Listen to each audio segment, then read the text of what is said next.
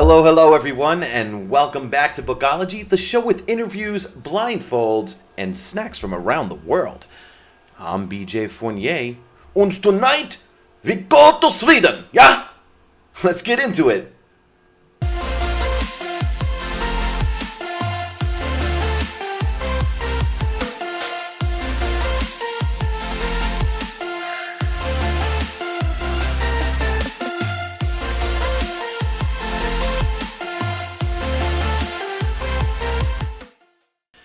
Hey everyone, and welcome back to Bookology, the show with interviews, blindfolds, and snacks from around the world.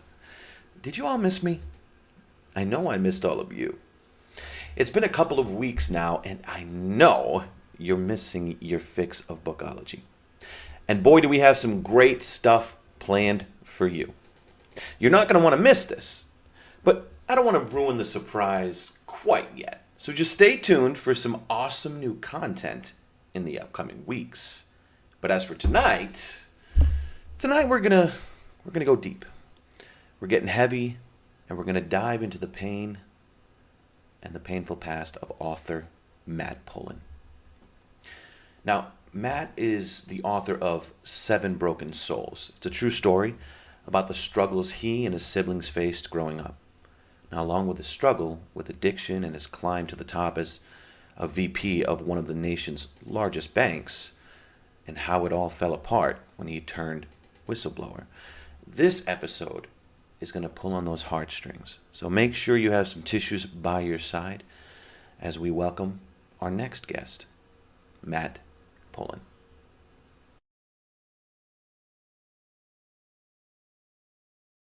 Hello, everybody. Welcome back to Bookology. We are excited to have Matt Pullin on our show today to get into some really deep topics and hopefully help some other people out there with something they might be struggling with.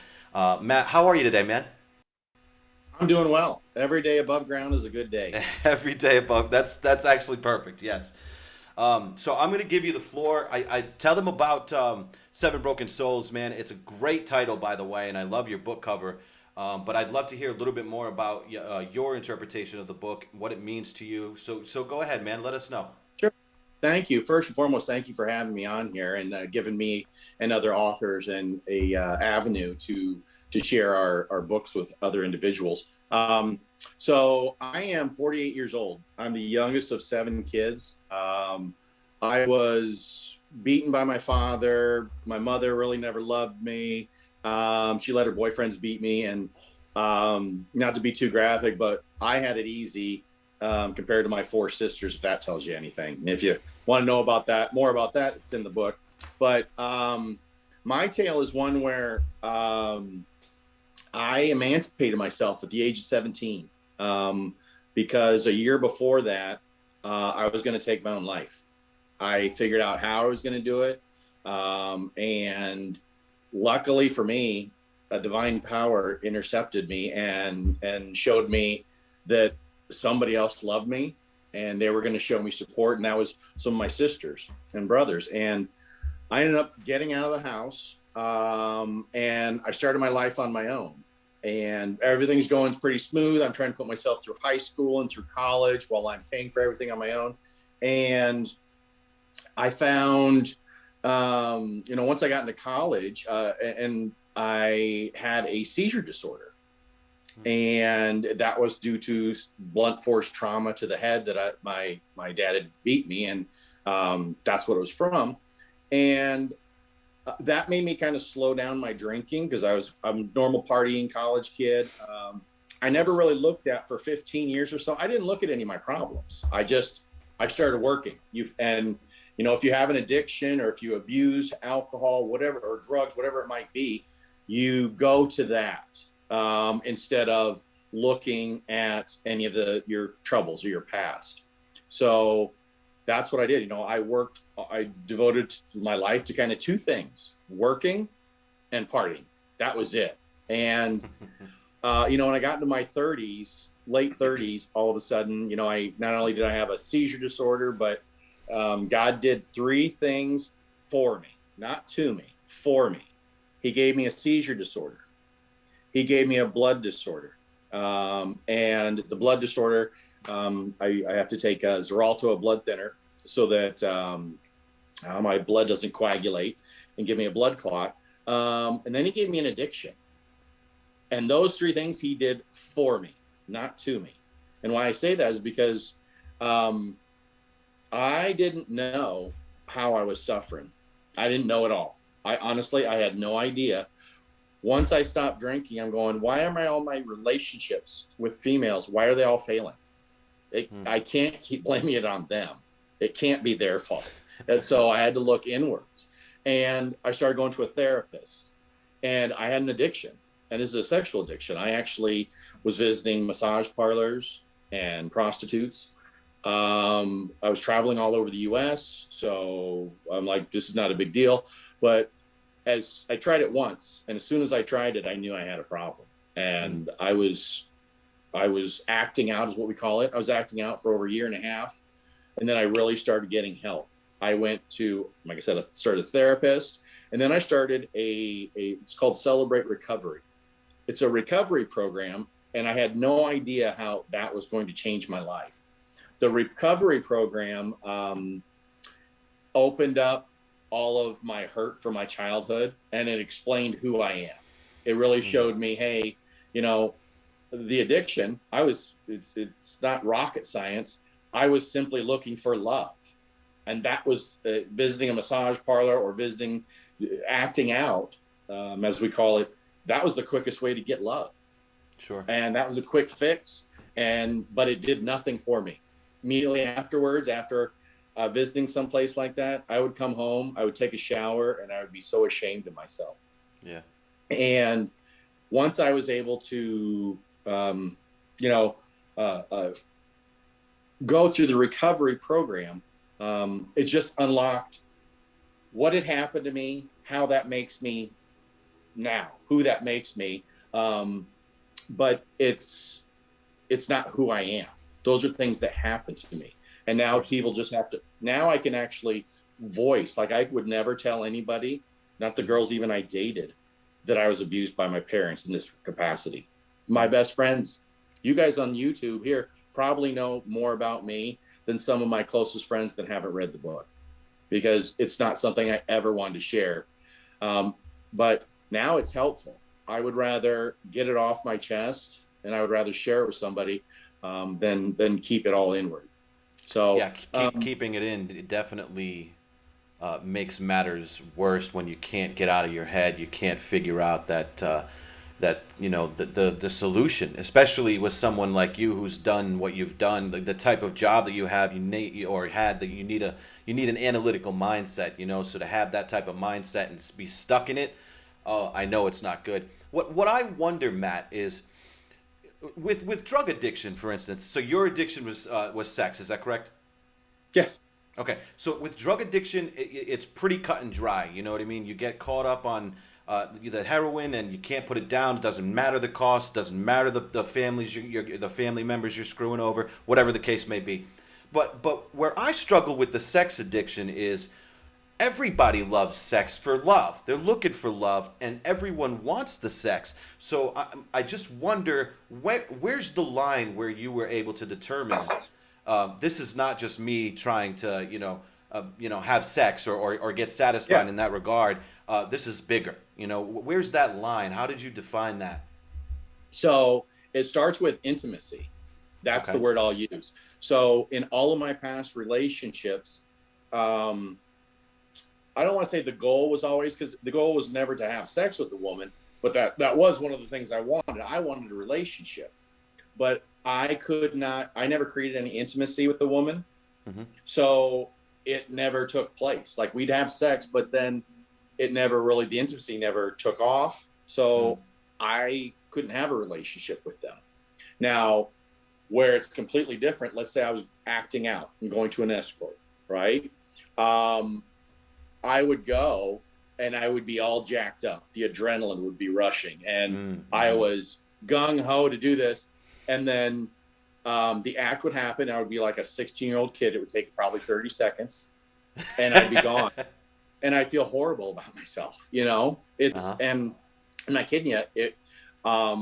And I spent easily, in that year and a half, 20 $30,000 easily. Wow. Oh, wow. And I would go to at times, I know as soon as I get off work, I would head to a massage parlor and I'd get 3 massages in a night.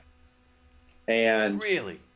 and yeah, and each one was a different person, so it was always new to me. It was always, I won't say exciting, but it would just give me the adrenaline rush, and Sure. that's what I wanted. In my mind, I wanted somebody to love me, and my mind is equating sex with love, so that was a direct connection as far as my mind was concerned.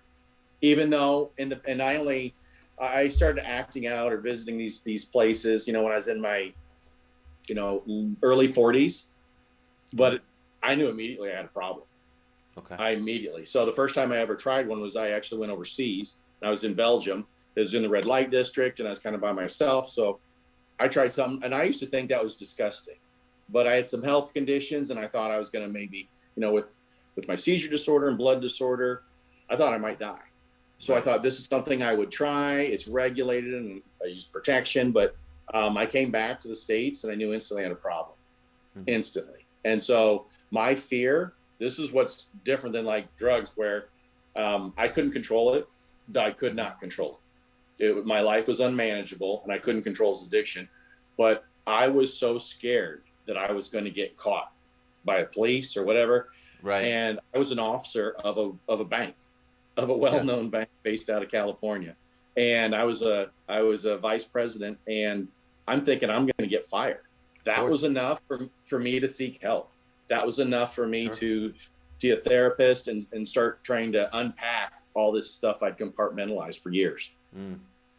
Well, thank you, Matt, for the courage that it takes to come on and talk about these sensitive topics like this. I commend you as a man, and I know that there are people watching who are really going to appreciate this and vibe with this.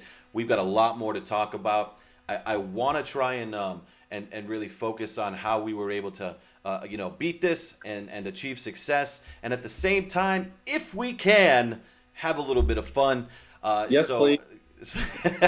So if you're ready, go ahead and throw that blindfold on, man, and open up the box once the blindfold's on. We'll get started into the blindfold challenge. Okay. Okay. Now, tell us a little bit about the book in respect. Like, what is why should someone pick up this book while you're opening that up? Okay. So one of the reasons you should pick it up is it's very inspiring. It's rough. I'm not going to lie to you. I've had a lot of people tell me it's rough, but you know what? It's inspiring, and it's also motivational. And there are a lot of cues, or a lot of if you're struggling right now, I will tell you, there are things you can do to help yourself out. One of the things that we learn in recovery is every time you share your problem, it cuts it in half. As soon as I was able to share with everybody, some of what I was going through, and they were people that were strangers to me, but they instantly became family. So, and what that does, it gets so much off your chest. Now, how do you get over? I'm sorry. You're fine, and you don't really. I'll say, you don't get over this, right? It's always going to be. Well, no. What I mean is, how do you get over the fear of judgment when you are telling your story? It's baby steps. I will tell you first. So the scariest. I'm not scared to really do anything. Okay, Awesome. I lived on my own when I was 17 years old, man. I left with $20 in my pocket, a contact case, and that's it. And I have a house. I got a really nice house. I got a rental property. I'm doing okay for myself, and I came from nothing. And so it's, I will tell you, when you go through the Celebrate Recovery program, and you can find, it doesn't have to be this one, it could be anyone. The program itself, you don't have to think, and you don't have to do anything, but walking through those doors the first time, I'm being completely honest when I say this, that was the scariest thing I've ever done. Sure. And I'm not scared to do much. I've gone skiing after learning how to ski. I went skiing down a mountain out in Colorado, in Denver, Vail and Aspen. and I had learned to ski 4 weeks prior on hills here in Iowa. So, I mean, I have very little fear, but that was so scary walking in there for the first time that I almost didn't do it. Now, the program itself walks you through everything. Okay. There's like a service, but it's friendly. There's a small group meeting, and you get to listen to other men share their hurts and habits and hangups. That allows you to share. And at first I said nothing. It was 1 or 2 words, and it was nothing. Eventually I got to where I could share my story. And then after you're there for a while, you can share, everybody knows your story, or you've shared your story so much. Now you share how your week is, you share how your month's going. And it's like, I'm talking with friends, and it's actually called your forever family. So that's how it just starts with somebody has to raise their hand and say, hey, my life is unmanageable. I'm not, I feel like I'm going in circles, whatever it might be, and say, I need some help. And then you find it. You have to be willing to try and find it. Sure. And the one thing I would say, look for somebody else. Don't talk to friends or family if they haven't been through the recovery program. Talk to somebody that has been. One of the keys, I believe, to life is always evaluate the source. Okay. If you want to know about how to make money, you're not going to go to somebody that's maybe not a financial planner, let's say, or whatever it might be. If you want to go buy some shoes, you're not going to talk to somebody that doesn't ever sell shoes. It's very simple. And so talk with somebody else about a recovery. Talk to them about, and what I didn't realize, whether you're male or female, there are many, many females that are in the recovery programs that they don't have an addiction, but they've been abused like I was as a child. And once you cover all this stuff, the addiction and whatnot led me to the recovery program. But once you go through and open up, you realized, oh my gosh, this is what I was suffering from. And it's a progress. And one last thing before hopefully we start tasting some of this stuff, but it's progress. It's not perfection, right? I want to say that again. It's progress. Just like if you're trying to quit smoking, right? Look, you quit, and I don't smoke, but I remember when I used to. Look, if you quit for 6 months, great. If you have a cigarette after 6 months, get on the bandwagon and start again. You got another goal then. Look, you want to go 7 months the next time. If you fall down, pick yourself back up. I failed the first, I failed miserably for the first year and a half. Now I can say that I'm over 3 years sober from acting out, but that wasn't the case at first. Awesome. Well, why don't you dig into the first one, pull it up. While you're doing that, we do have a comment for you. It's from Roxanne TG. She says, "Thank you so much. I appreciate your honesty and your willingness to share. It isn't easy." So, Roxanne, you're absolutely right. Roxanne.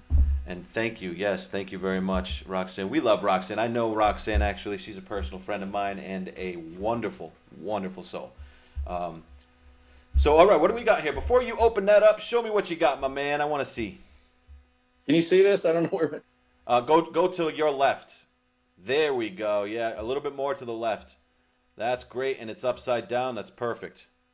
All right, so this is what he's got right there, guys. Let's see exactly what this is, and if you can kind of figure it out, Mr. Pullin. All right. It is chocolate and toffee. Oh, so you already know, huh? So you got some good taste buds. I know my chocolate. Okay. And this is also called dinner. If I had some wine, I would be set. That would be perfect, right? Oh yeah. Well, while you're enjoying that, I'm going to throw some names at you. Okay, I want you to pick one of these 3 names. Now, if you get it right, if you get any one of these questions right, we will give one of your ebooks away. Do you have ebooks? I will actually. I'll send a hard copy, a signed one to individuals if you want. But sure. So if anybody's interested, but I really need to stress this out because we don't know who to give the book to if you guys aren't telling us in the audience, okay? So just make sure if you're interested in learning a little bit more about this book and a little bit more about Matt, that you comment below you're interested in the book because we will collect those names and then we'll do a draw and someone will win the book. And in this particular instance, Matt's been nice enough to say, hey, I'm going to give you the copy for free. It's a paperback, and it'll be signed. On top of that, before we got started, he did tell me that he's going to offer $10 off for anybody watching the show tonight, or even catching the replay thereafter. How long is that coupon going to be good for? And That's where good for can a week. Okay. So yeah, and I apologize here. I'm all jacked up on my chocolate. So if you go to my website, it's listed, I think, multiple places on Facebook page. It's 7brokensouls.com. It's in the description you can go as well. there. And the coupon's going to be Bookology. And I haven't created it yet, but it'll be ready first thing in the morning. I'll have it available for the next week. And what I'll do is I'm going to send anybody with that coupon. I'll send them it'll not be a signed. I do more than just signed copy. It's going to be a personalized note from me. And I've got a couple extra trinkets, bookmarks, and some other stuff that I'll throw in there, just because if anybody wants to learn, look, I don't want to. It's not always about making money. With people that want to get some help or that want to learn, I don't mind sharing my experience with other individuals that want to learn. So there's coupon out there, but please get your names in to register to win a free copy, and we can hook up afterwards, and I'll send a free copy direct to you. Or you can buy it. If you don't have to win it, you can buy one. Awesome. Now, so if they go to the website and they just go to purchase the book, there's going to be an area there for them to enter a coupon code, and the coupon code you guys want to enter is Bookology. Is that right? That is correct. Yep. All right, guys. I have a shopping cart, and you can use PayPal. You can use credit card. I got several ways to pay. Awesome. There's information on my website too. There's videos and different stuff. You can follow me as a blog. I haven't blogged for a little bit. I've been working on actually trying to sell my rental place, but anyway, yeah. I'm rambling. That's awesome. So we got 3 names, okay? Is that the Pim Pim? Is it the Plop? Or is it the Daim? I can repeat those if you need me to. Take all the time you need. The what? Is that just the question? No, just tell me which one of these you think the name of that candy is. Oh, gotcha. Say it again. Me? Okay. Yep. So is it a Pim Pim? Is it a Plop? Or is it the Daim? Again, these are coming from Sweden. I like the Plop. That sounds like somebody from The Office. Yeah, it's funny that a chocolate candy might be called the Plop. That would be something. Unfortunately, that is not the name of that one. That candy's called the Daim. So, Okay. Maybe in Sweden that means I don't know. I'm just gonna keep my opinion to myself on that one. So reach in and grab the next one, or go ahead and finish that. Whatever you want to do, my man. I'll get next. This is dinner, so this is awesome. Fantastic. All right, so move. If you can move your whole self to the left, it would be amazing. And turn that around. Yep. Flip that right around, the other way. Oh. Like a. Yeah, there you go. Oh, that's a nice small package there. Did you already open that? Looks like it's open already. I did. I got. Okay. Ooh, it's like a gummy bear or something. Okay. They're like fish. Are these Swedish fish? Like Swedish fish, yeah? Toss another one in your mouth. This is just like dinner. You've hit my sweet spot. I love chocolate and gummy bears. I used to eat fruit by the foot. I'd smash it all in my hand. These are good. Yeah? I'm ruining your dinner right now, aren't I? This is what they are, guys. No, not really. This is fine. I don't have really a mom around or anybody to tell me not to eat sweets for dinner, so it's okay. Fantastic. So let's see here. What was the driving force in your decision to publish a very personal book about your journey in life like this? So it's a great question. This goes back to what I learned in the recovery program. I learned to practice what I learned. It's no different than being in sports, doing what you do with the job. You have to learn something and then you have to start practicing it. So one of the things I learned when I went through my recovery was, this is a little piece that's in the book. I had another officer when I was just a young kid. You know, I'm like 30 years old. Uh-huh. There's an officer at the Wells Fargo, the bank I work for, that, you know, he's 25, 30 years older than me. He's been almost with the company longer than I've been on this earth. That's the best way to phrase it. So he told me, he lied to me. We'll just put it that way. And it's all in the book, what he actually did. He lied to me, and I called him out on it. And, I'll go into it just briefly. So he told me not to apply. I have an officer of the company. He told me, don't apply for this position that's coming up because I have something slated for you down the road. Okay. Because he wanted to bring in somebody else that he wanted and knew. Mm-hmm. So I stood by the way, didn't bother going into it. And within 6 months after that, this gentleman came on board. He was hired. And I asked him, hey, can we start talking about promotion? This gentleman said, I don't know what you're talking about.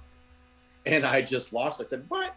I'm very qualified for this position. You asked me to not apply for it. So what happened? And so I went to HR and nothing came of it. Now, mind you, there's a level above. I had a boss, and this was my boss's boss. So I'm confronting somebody that's 2 levels above me. Sure. And my boss was asking, I'm blunt, I'm very forward, and I'm very, I am a bull. That's why that's my nickname. I'm nicknamed the Bull. And I sat down with my boss and I talked, because Matt, are you sure you can work for this guy? Because you have a tendency to butt heads with somebody. I said, you know what? I can work with him. I told my boss and I told his vice president. We all went to breakfast, and I said to him verbatim, I said, I do not trust you. You lied to me, and I will never respect you. However, I will work with you and get along. If I don't, you can fire me.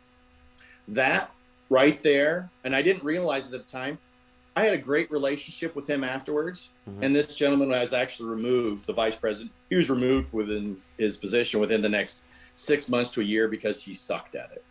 But I learned, he gave away so much and he lost business for us. He was an idiot. He just wasn't good. That was not his role. That was not his forte. And it was my forte. I was really good at it. Right. So what I learned from that experience, mm-hmm. like I said, I was able to work with this gentleman going forward. What I learned was I have to confront the people that hurt me, that abused me. I have to do that. As long as I do that, then I'm not going to hurt anymore. I tried to let all the stuff that happened at Wells Fargo, I tried to let it go by the wayside. I couldn't. I tried. And it cost me another job that I got into after mm-hmm. Wells. And I couldn't control the anxiety. I lost a lot of weight. And I finally realized, you know what? I have to confront what my mother and father did to me and what they did to all my siblings. Mm-hmm. And I have to confront what Wells did to me. That was something that I had to get it out and off my chest, at least to be heard. If nothing else, I don't care. Now I know that I've been heard because people have read the book, and whether it's gotten back to these other individuals or not an issue. I don't care, but I had to be heard. And so again, it goes back to, I learned something and I have to practice that. All that you learn in life, if you don't use it, you don't practice it, it'll go away. But that's helped me. Now there's been ramifications, right? I have still siblings that haven't gone through recovery. Yeah. And they don't want to talk about this stuff. Yeah. And it's funny because you're it's almost like we talked about the questions beforehand, because you're nailing a lot of the questions that I have here. Which is phenomenal. Before we jump into that point that you're trying to make, because I want to make sure we give that its due diligence, let's just jump into some of these the names for this next snack and get into the third and final one. Okay, we try to keep it around 30 minutes, but it's hard to do when we have good conversation going on. You know what I mean? I do. All right, so is what you're eating right now called Nordic Sweets Gummies? Is it called Got and Blandat, or is it called Algrens Bilar Svirges Meskoptabil? I can say that again for you, but it might take a bit. Say it again. I'm just choosing that. Say it again because I'm going to For choose sure. that one anyway. Algrens bilar svieges mest koptabil. That's easy for you to say. You're going to go with that one? You'll go with that one. All right. Well, guess what, man? You just won someone a free copy of your book because that is the right answer. Yay! So congratulations. Go ahead and dive into that third and final one and show the audience what that is. By the way, if you guys missed it, this was the one we just did, and this is the one we're doing right now. I don't know Flip what side around. is what. Yeah, there you go. Yeah, and flip it upside down. All right, perfect. And now it's upside down. So, no, I'm just kidding. No, it's perfect. There you go, guys. That's exactly what you're looking at. He's going to pop that open and give it a good, quick taste. Now, while you're doing that, I'll ask my question so I can at least get a question out and seem like I'm participating. But you know, it does break my heart that not only you had to deal with these struggles as a child, but your other six siblings. And I can't help but wonder how your siblings are coping with the pain of their pasts. So I have two brothers that are full-blown alcoholics, high functioning. Mm-hmm. And so I'm lucky. I went back and I told you guys that I was lucky that some things happened to me. So realizing I had a seizure disorder and had to take medications at the age of 18, 19 years old. Sure. I had to wash because the doctors, my neurologist that I didn't listen to, I'd take the medication when I wanted to. And I would have seizures a lot. So I had to watch my drinking, and I didn't do a great job of that the first 15 years, but I watched my drinking a little bit more closely. My brothers, however, they graduated on from beer, right? Beer, they've told me this out loud, that you go to the bathroom too much with the amount that they have to drink. Sure. So they've graduated up to hard alcohol. And they're, like I said, they're full-blown alcoholics. I actually offered my brother, he's a millionaire. He's worth probably $25 to $30 million. I had to actually go get him out of jail for beating up his wife. And when I went through recovery, I actually promised him, I said, I wrote him a letter and I said, I will give you, it's not it's a pittance when it comes to the amount of money, but I said, I'll give you all the money in my 401k if you stop drinking for a year. Because then once you stop drinking, it really, you start kind of going stir crazy, and you're forced to look at everything you've compartmentalized. Sure. You're really forced to. And once he found out all the things that I was going to ask from him, he told me to pound sand. But those two individuals, they don't see it. It's very clear. It's kind of like being in a relationship. When you're outside the relationship, you can see the things that were going wrong. When you're inside, you can't see it. Blind. So I have a brother that has the same type of relationship with his sons. He's done kind of the same things. Like my nephew I have a nephew that has he's been in recovery also for some things.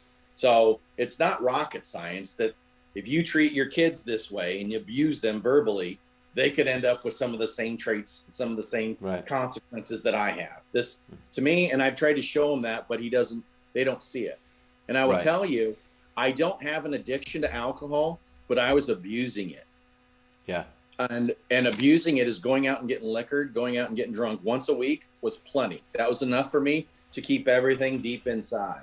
Sure. Now, I can tell you it's been 5 years since I've been inebriated, where I've been drunk. Now, I know it. I never knew, I'll be honest, I didn't know what social drinking was. Yeah. Social drinking, like, you want to get drunk like everybody else. Isn't that it? Social drinking is when your tolerance is so low that 2 beers will do you fine. I actually had a couple of White Claws last night. I think 2, maybe 3 tops, and I don't drink. I'm really not much of a drinker at all. So to do that, that's me, man. I'll do that once a month, once every 4 months. It doesn't matter. I don't have a time scale, but when I do, it's like, man, 2 drinks and I'm already like, whoa. But let me just say, I'll preference that with the fact that when I was younger, I would double fist Heinekens, You know what I mean? And just go to town and go to town and go to town. Before, so I was wobbling out the door, like my I couldn't even control my anything. So Yep. That um, was me for 15 to 20 years of my life. yeah, yeah. Just going out and getting liquored. And, that's what you did. And now I've realized that's boring. I know who I am now, a lot more who I am. Mm-hmm. I like to be adventurous. I like to go do things. And so, I was always riding a bike here in Iowa. I'm a big bicycle enthusiast, but I go riding to the same places and do the same things. And so I had to drink because it's boring. I like new trails or I like new things. And so I had to learn that about myself, that doing the same thing over and over again will just get kind of boring to me, even if it's a fun hobby. I need something new. Yeah, So, no, I totally get it. All right, what do you got there? You got a bag of chips? I think, it's sour. I can't tell what they are. A little bit of hint of pickle. You got a little pickle in there, you think? I think so. And sour cream, I think. Oh, you let's see if your palate is good. So far, you've been right on point.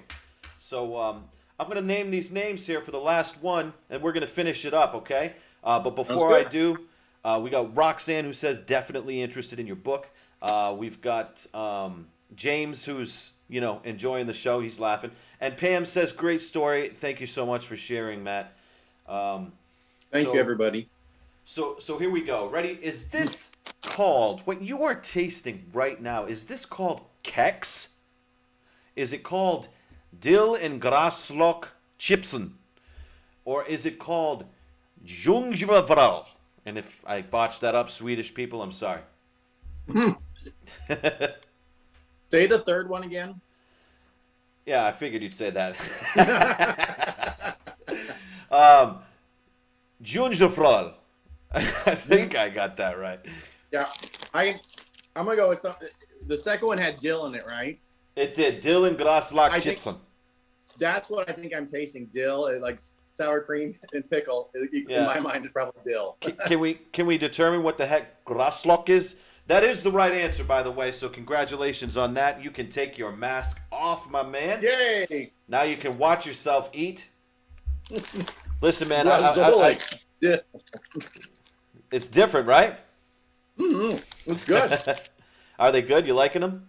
Yeah, I didn't. I was thinking about pickle. I don't like pickles, so I'm like, I'm surprised I like this. That's why I thought it was mixed with something, but it's probably just dill. It's good. Yeah. Again, I don't know. These are all three. These are all three good. Yeah, all Sweden, all from Sweden. I didn't know I was going to get dinner. I really appreciate it. we like to take care of our authors around here, It's nice. And we also like to take care of you guys in the audience, so don't forget $10 off if you go to his website, which will be in the description of this video. All you have to do is enter Bookology in the coupon code, which will be located at checkout when you get the book. Book's called 7 Broken Souls. And I want to take a second to say thank you so much, Matt, for coming on here and telling us a little bit about your personal story. Hopefully we can shed some light and help some of the other people out there who may be struggling to get it off their chest or be as successful as you and your brothers have been able to be, struggling with something as serious as this. So I'm going to leave the floor to you. When you're finished, hang on the line. I'm going to talk to you after the show's over. But as soon as you're finished, I'll take over, and then that'll be it, okay? Excellent. All right, go ahead. Thank you for this opportunity. I really appreciate it. And if anybody is struggling out there, man, the toughest thing to do is going to be to ask for help. I know I didn't. Okay, I've lived an independent life. I've never been able to rely on everybody because I had to always be there for myself. But find a resource. Doesn't have to be church. My recovery program is at a church, but it doesn't have to have a church affiliation. Go talk to anybody. Once you share your story, it cuts your pain in half. Okay. If you go to a recovery program, they will walk you through everything. And just remember this, like I said before, it's not perfection. If you're addicted to something, if you are having trouble with personal relationships. If you notice something, all you have to do is ask for help. That's the hardest part. I was scared shitless the first time I had to call the ministry leader and ask for help.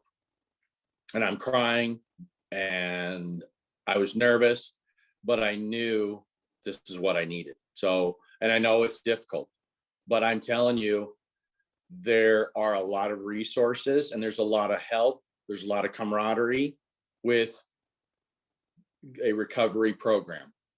And yeah, and I just, like I said, even you can reach out to me. I don't care. I'll gladly, I'll look for resources for you. I'll just be there to listen. But with that, like I said, I'll pass. I'm willing to help anybody out. That's something you do in the recovery program. The very last step is you reach behind you and you pull somebody else forward and help them, because there were other people that helped me along my journey. And so I don't care who they are. I would gladly help out anybody that wants help. Those are the people I want to. So with that, I'll turn it back to you, because otherwise I'll talk all night. I got some sugar in me. All right, everyone. Well, that is going to do it for tonight's show. Thank you, Matt, for coming on. And thank you so much for spending some time with us, all of you. Now, if you've enjoyed tonight's show and you do feel impressed to do so, please hit the like button and share this episode with a friend you think might benefit from it. It truly does help us. Subscribe to our YouTube channel, and if you'd like to get your own copy of 7 Broken Souls, the link will be right in the description of this video. Now, as I've mentioned, we do have some really cool stuff in the works for all of you, and we shall soon reveal precisely what that is. But for now, remember to keep reading, keep writing, and never let your past affect the potential of your future. Love you, Bookology fam.